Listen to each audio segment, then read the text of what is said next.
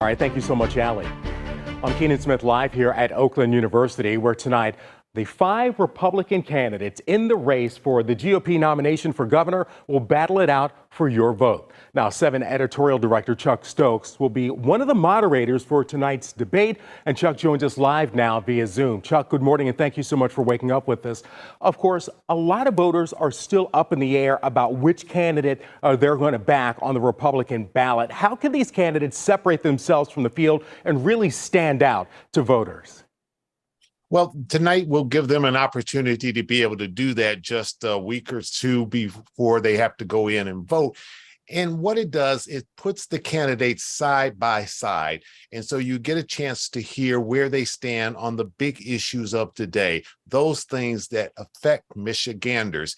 And we're trying to be really cognizant of the fact that we ask questions that affect Michiganders, not questions that may be relevant to someone in Wyoming or Florida, that these are Michigan specific type of questions. Doesn't mean that they aren't national issues that have overtones here in this state, but it does mean that these are things that you and your neighbors hopefully are concerned with and want to be able to hear where these candidates stand. Now, of course, there are a lot of topics on the minds of voters heading into the election. What are some of the issues that Michigan voters are focused on right now? We hear a lot about some of these issues, but as you mentioned, they're national issues. What are some of the issues that Michigan voters care about? Well, I think Michigan voters, I don't want to give absolute specific questions because that would give them too much of a lead time to be able to think up their answer before they come to that stage that's right behind you. But certainly, education is a big issue. Safety in terms of whether it's police officers or it's the average citizen on the street, it's kids in our schools, jobs, what are they going to do to make sure that we create an environment that produces wonderful jobs in the state of Michigan and makes us a very competitive state.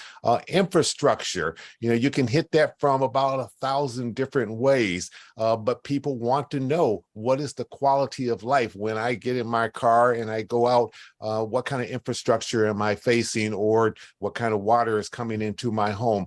These are issues that are very concerned. And then, of course, there are always budgetary issues. People can say that talk is cheap, and a lot of times you hear leaders say all sorts of things, but if you really want to know where their heart is, look at their budgets that they present to the legislature. What are their priorities? That will really tell you where their concerns are. So we'll be asking those type of questions so that we understand what's the difference between candidate A and candidate B and candidate C. All right. And of course, we'll all be watching you and representatives from our Scripps sister stations, each posing questions to the candidates tonight. That's 7 editorial director Chuck Stokes. Chuck, thank you so much for joining us this morning. And again, we'll all be watching tonight. And 7 Action News will be joined by. Yeah, I was just going to say, look. Scripps sister stations, that's right, in Grand Rapids and Lansing, to bring these Republican candidates together for another debate. You'll hear from all 5 candidates on the issues, like Chuck said, are most important to you, Michigan-specific voters. That's tonight at 7, right here on 7. Alicia? Looking forward to seeing this debate tonight and hearing what the candidates say to those questions posed by Chuck Stokes and the other moderators. Thank you, Keenan. Appreciate that live report. Well, some are calling it a victory for Michigan workers. A court of claims judge ruling lawmakers took rights away from voters by amending a law stifling a couple of things: a bump in the state minimum wage and more paid sick leave. In 2018, 2 petitions gained enough momentum to make it onto the Michigan ballot. One calling for a $12.05 minimum wage increase by $12.05 minimum wage by 2022, and the second one will require employers with less than 10 employees to allow workers to get up to 40 hours of paid sick time a year. The GOP-controlled legislature adopted the 2 initiatives before Election Day, meaning that the decision was no longer going to be up to the voters. State law allowed lawmakers to make changes with simple majorities, and under that move, the minimum wage increase will be phased in by 2030, than 2022, and the sick leave law was amended to remove requirements for employers with fewer than 50 workers. The Michigan Restaurant and Lodging Association says it disagrees with the judge's interpretation and that labor costs would go up more than 150% in our state if this was enacted. Well, the parents of the accused Oxford High School shooter are fighting a new appeal. James and Jennifer Crumbley are now asking the Michigan Court of Appeals to throw out the manslaughter charges against them. The filing argues that the Crumbleys had no idea that their son Ethan would allegedly open fire at Oxford High School in November, killing 4 and wounding several others. So they should have never been charged. Legal experts, however, say this case could set a new precedent impacting parents in these shooting cases. First Lady Dr. Jill Biden is heading back to Metro Detroit. She's going to be flying into Detroit Metro Airport later today. Tomorrow, she and Education Secretary Miguel Cardona will be paying a visit to the Detroit Public Schools Community District, all part of a 2-day tour to highlight summer learning programs paid for by the American Rescue Plan to help students get caught back up after falling behind during the pandemic. 6:38 is the time right now. DNA breakthrough, the small item that went a long way in cracking a cold case in Pennsylvania. Plus, vandal search who police say seriously damaged a Clinton Township school's equipment. You're watching 7 Action News this morning. Welcome back. A man suspected of killing a Pennsylvania teen 4 decades ago is now behind bars, all because of something he threw away in the trash. David Sinopoli has been arrested for the murder of Lindy Sue Beekler. The 19-year-old was found stabbed to death in her apartment back in 1975.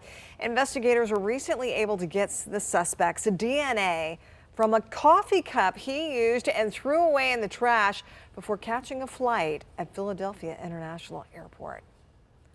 Well, the commissioner of the Food and Drug Administration wants a review of the agency's food and tobacco programs. The FDA commissioner says that there are questions about the structure, function, funding, and leadership of the food program, and the tobacco arm of the agency is facing policy and enforcement issues. 6:42, airport nightmare. A Metro Detroit woman's terrible time trying to get home, and what the airline says she's now entitled to this morning. First, though, a live look over downtown Detroit on this Wednesday morning. 7 First Alert meteorologist Kevin Jeans is tracking our chance for severe weather later on today and the biggest risks facing Metro Detroit weather-wise. He'll have the updated forecast after the break.